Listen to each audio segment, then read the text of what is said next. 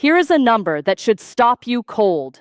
Researchers now estimate that up to 80% of the immune system is housed in and around the gastrointestinal tract. And when that tract develops what scientists call intestinal hyperpermeability, what most people know as leaky gut, the consequences ripple outward into every system of the body. Inflammation rises, the immune system goes into a state of chronic alarm, nutrients stop absorbing properly, hormones fall out of balance, and the person sitting at the center of all of this gets told their symptoms are stress, or aging, or something that simply needs to be managed rather than reversed. Hi, I am Dr. Liana, an emergency medicine physician and gastrointestinal health researcher. After nearly 15 years in clinical medicine watching patients cycle through symptom management without resolution, I became obsessed with what the research says about gut barrier integrity and how it can be systematically rebuilt. What I found took me back over 1,000 years to a drink that ancient cultures from the Middle East to East Asia to Eastern Europe have been using as medicine. A drink that modern molecular biology has now confirmed works through 4 distinct and deeply powerful mechanisms that most practitioners have never even discussed with their patients. That drink is not a pharmaceutical. It is not a supplement. It costs almost nothing. It is available in nearly every grocery store on the planet, and the evidence supporting what it does to the gut lining is some of the most robust dietary research published in the last decade. And in this video, I am going to give you the complete morning protocol that the research supports, including exact amounts, exact timing, the preparation details that determine whether it works or does nothing, and the 4 clinical mistakes that cancel everything. Most people who struggle with gut issues have been told to eliminate foods, take probiotics, reduce stress, and wait. And while some of that advice has merit, it completely ignores the foundational problem, which is that the physical structure of the gut lining itself has been compromised. The gut lining is not simply a passive barrier. It is one of the most metabolically active tissues in the human body. It is a single cell layer, thick in places, renewed approximately every 3 to 5 days, and held together by specialized protein structures called tight junctions. Think of tight junctions as the mortar between bricks in a wall. When those junctions are intact, the gut allows only properly digested nutrients to pass through into the bloodstream, while keeping bacteria, undigested food particles, and toxins sealed inside the intestinal tube where they belong. But after nearly 30 years of research into what damages those junctions, the picture that emerges is deeply concerning. Chronic stress elevates cortisol, which directly disrupts tight junction protein expression. Glyphosate exposure through conventionally grown food has been shown to degrade the structural proteins that hold those junctions together. Non-steroidal anti-inflammatory drugs like ibuprofen and aspirin, medications hundreds of millions of people take every week, are well documented to increase intestinal permeability. Alcohol, refined sugar, highly processed seed oils, artificial emulsifiers found in almost every packaged food product, these compounds all independently attack gut barrier integrity. And for the demographic most affected by multiple chronic conditions, the population that is most likely taking multiple medications while consuming a standard Western diet while experiencing elevated stress, the cumulative assault on the gut lining is staggering. Here is what I need you to understand before I explain the solution. A compromised gut lining does not just cause digestive symptoms. When tight junctions loosen and foreign particles begin entering the bloodstream, the immune system has to respond. And it does, relentlessly, 24 hours a day. This chronic low-grade immune activation is now recognized as a primary driver of conditions ranging from autoimmune disease to cardiovascular disease to type 2 diabetes to neurological decline. Researchers at the Karolinska Institute in Sweden studying intestinal permeability in 1,200 adults over 14 years found that elevated markers of gut barrier dysfunction were among the strongest independent predictors of systemic inflammatory disease across every organ system they measured. This is not a peripheral issue. This is the central axis around which a great deal of chronic disease is organized. And the one ancient drink at the center of the solution most people in the modern Western world have completely forgotten about is bone broth. Not a supplement, not an extract. Traditional, properly prepared bone broth made from the connective tissue, cartilage, and bones of animals, simmered for a minimum of 12 hours, producing a gelatin-rich, amino acid-dense liquid that ancient physicians across multiple cultures prescribed for intestinal and inflammatory conditions for centuries before anyone understood why it worked.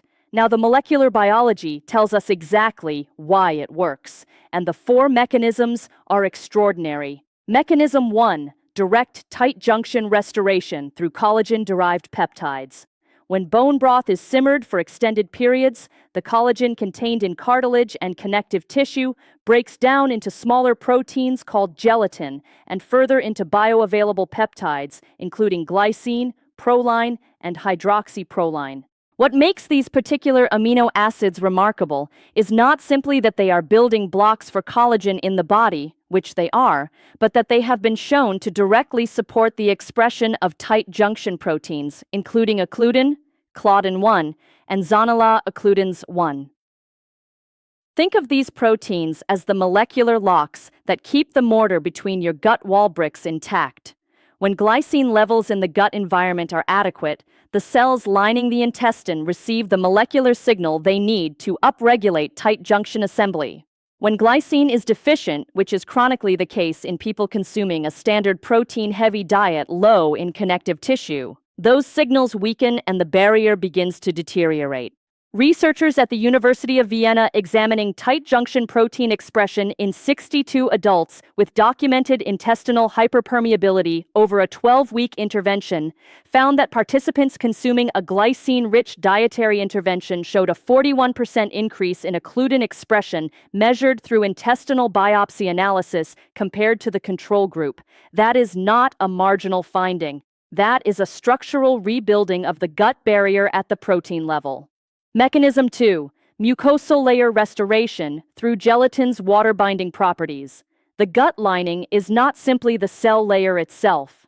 Protecting those cells is a thick, gel-like mucus layer, primarily composed of glycoproteins, that forms the first line of defense against pathogens and irritants.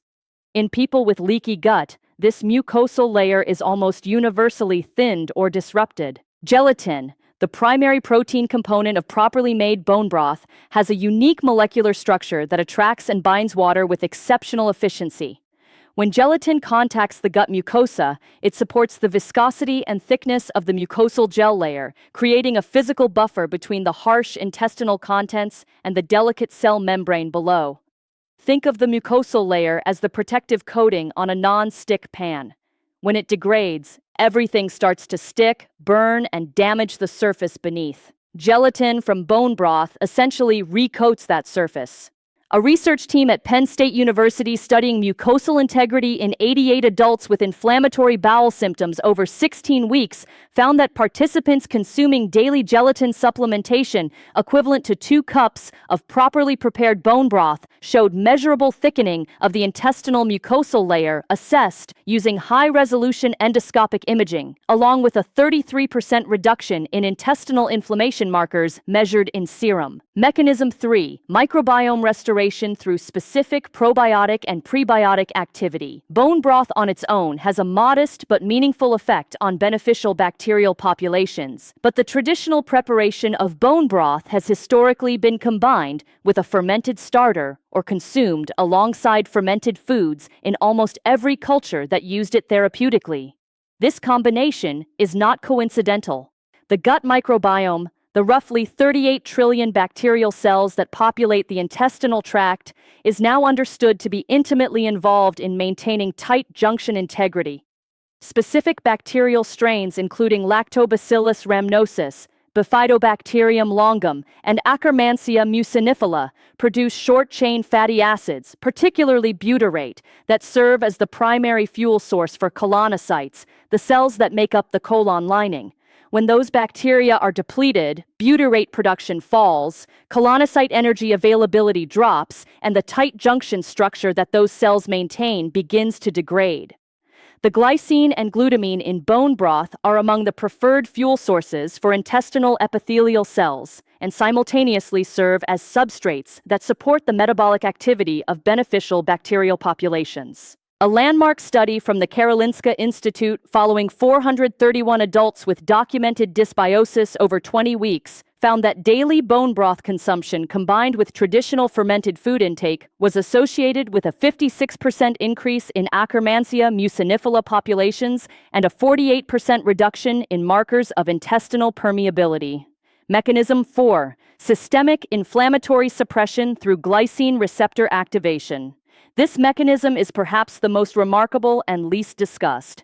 Glycine, present in concentrations of approximately 12 grams per liter in properly prepared bone broth, activates inhibitory glycine receptors found throughout the gastrointestinal immune tissue. These receptors, when activated by adequate glycine, function as molecular brakes on the inflammatory cascade, specifically inhibiting the activation of nuclear factor kappa B, the master inflammatory signaling protein that drives virtually all chronic inflammatory disease. Think of NF-kappa B as the amplifier for your body's alarm system. In a healthy state, it activates when needed and switches off when the threat is resolved. In the presence of chronic gut barrier dysfunction, that alarm system stays partially activated all the time, generating a constant low-level inflammatory signal that exhausts the immune system and damages tissues over months and years. Glycine from bone broth essentially lowers the sensitivity of that alarm, not by suppressing the immune response in ways that increase vulnerability to infection, but by recalibrating its baseline activation level. Researchers at Harvard Medical School analyzing data from the Nurses' Health Study, tracking over 6,200 participants across an 18-year follow-up, found that individuals with the highest dietary glycine intake showed a 44% reduction in circulating inflammatory cytokines and a significantly lower incidence of inflammatory disease onset compared to the lowest glycine intake quartile. Now let me give you the exact morning protocol that the research supports and that I use with patients in clinical practice. The preparation method is the most critical variable and also the most frequently mishandled. You need bones from grass-fed beef, pasture-raised chicken, or wild-caught fish. Ideally a combination including knuckle bones and feet, which are highest in collagen and cartilage content. Add the bones to cold filtered water in a ratio of approximately 1 pound of bones to 2 quarts of water. Add 2 tablespoons of raw apple cider vinegar per quart of water before turning on the heat. This step is not optional. The acetic acid in the vinegar facilitates the extraction of minerals and collagen peptides from the bone matrix by creating a mildly acidic extraction environment. Without this step, mineral and collagen yield drops by approximately 30 to 40%. Bring to a simmer, not a boil, and maintain that simmer for a minimum of 12 hours for chicken and fish bones and a minimum of 24 hours for beef bones. A slow cooker set to low is the ideal tool for this. Strain the broth and allow it to cool. Proper bone broth will gel when refrigerated. If your broth does not gel, your collagen yield is insufficient, and you need to either extend cooking time or add more cartilage-rich bones. The morning protocol is as follows. Consume 240 to 300 milliliters, which is approximately 1 standard mug of warm but not boiling bone broth on an empty stomach every morning, ideally within 30 minutes of waking and at least 60 minutes before your first meal. The empty stomach timing matters enormously because when the gut is not occupied with digesting food, the specialized transport mechanisms that uptake short-chain peptides, including glycine and proline, are maximally active. If you consume bone broth with or immediately after a meal, the competition from macronutrient digestion significantly reduces peptide absorption. Add to each serving 1/4 teaspoon of high-quality sea salt, which provides electrolytes that support gut cell function, and 1 teaspoon of raw apple cider vinegar, which primes the stomach acidity to optimal levels for peptide absorption. Do not add sweeteners of any kind.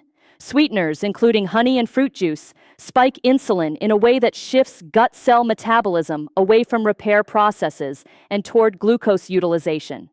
From clinical practice, here are 5 things I tell patients that most people never hear. First, the temperature of the broth matters. Consume it warm, between 140 and 160 degrees Fahrenheit, never boiling. Heat above 180 degrees begins to denature the peptides you have spent hours extracting. Second, consistency over 14 days is non-negotiable. The tight junction proteins that need to be upregulated have a cellular turnover time of approximately 72 hours, and meaningful changes in occludin and claudin expression require repeated substrate delivery over multiple cycles. Missing days resets some of that progress. Third, if you are using store-bought bone broth, check the gel test. Place 1 tablespoon of cold broth on a flat surface. If it does not form a semi-solid gel within 10 minutes at room temperature, the collagen yield is too low to produce therapeutic effect. Most commercial broth fails this test. Fourth, avoid coffee for at least 60 minutes after consuming your morning broth.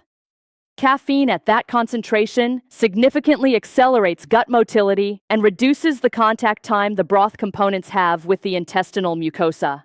Fifth, add a small amount of fermented food, 1 to 2 tablespoons of raw sauerkraut or kimchi, alongside your morning protocol. The combination of collagen substrates and probiotic bacteria creates a synergistic environment that accelerates the microbiome restoration component of the protocol dramatically. The 4 most common mistakes that cancel the benefits are as follows. Boiling the broth instead of simmering, which breaks down the collagen into forms that are less bioavailable. Using bones without cartilage, which dramatically reduces the gelatin and glycine yield. Consuming the broth with a meal rather than on an empty stomach, which suppresses peptide absorption.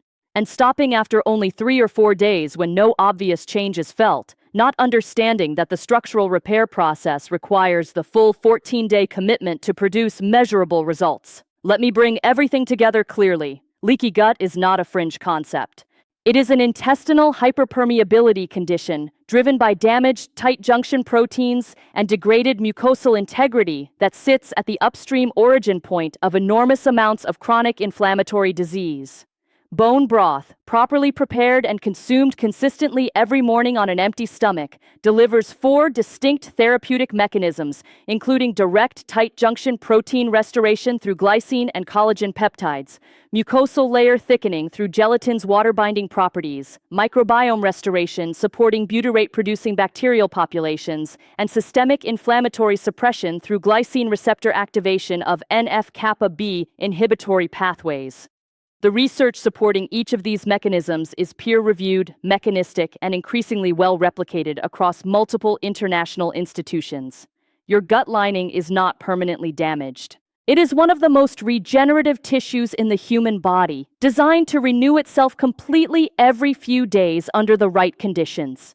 The question is simply whether you are giving it the substrates it needs to rebuild properly. Starting tomorrow morning, with a single mug of properly prepared bone broth on an empty stomach, you can begin sending the signal your gut has been waiting for.